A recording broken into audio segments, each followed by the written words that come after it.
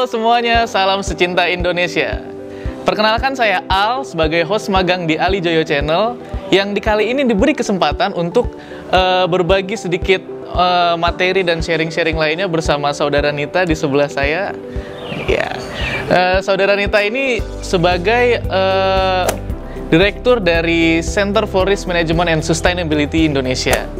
Nah, kali ini fokus topik yang akan kita bahas adalah tentang proses manajemen risiko. Tapi tidak semuanya, hanya satu bagian saja, yaitu bagian scope, konteks, dan kriteria.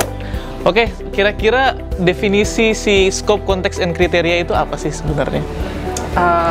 Secara general, scope, konteks, dan kriteria itu adalah lingkungan di mana manajemen risikonya ini mau diterapkan. Misalnya adalah penetapan tujuan, ya, tujuan manajemen risikonya, kemudian strateginya. Nah, itu jadi sebatasan-batasan atau koridor di mana si manajemen risikonya ini mau diterapkan, gitu. Secara ringkas ya. Oke, jadi tadi sudah dijelaskan cukup sangat ringkas tentang scope, konteks, and kriteria yang mana mungkin bagi para pendengar masih agak ngawang nih kalau cuma penjelasannya aja. Nah, gimana langsung kita lari ke contoh praktikalnya? Gimana Kak contoh praktikalnya? Contohnya nih ya, yang gampang aja nih. Ya, misalnya scope ya, pertama kita lihat scope-nya dulu. Jadi, untuk misalnya kita mau menerapkan manajemen risikonya ini di industri perbankan. Nah, itu berarti scope-nya itu adalah industri perbankan. Oke. Kemudian konteksnya, misal manajemen risikonya di perbankan mau sebelah mananya nih mau diterapkannya gitu. Misalnya kita ambil konteksnya adalah tentang NPL misalnya ya. Risiko kredit, jumlah persentase kredit yang non-perform atau non-performing loan atau NPL.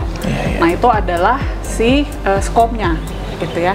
Nah, kemudian selanjutnya kriterianya seperti apa sih kriterianya gitu ya. Kalau tadi scope-nya adalah non-performing loan.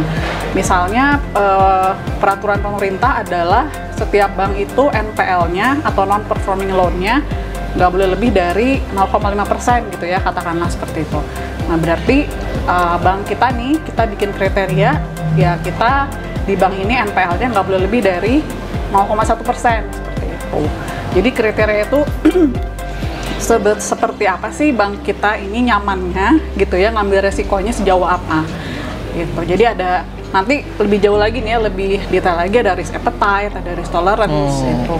Nah, tadi yang saya bilang 0,1%, nah itu berarti kita risk appetite-nya. Jadi bank ini nyamannya ngambil non-performing loan-nya itu di angka 0,1%.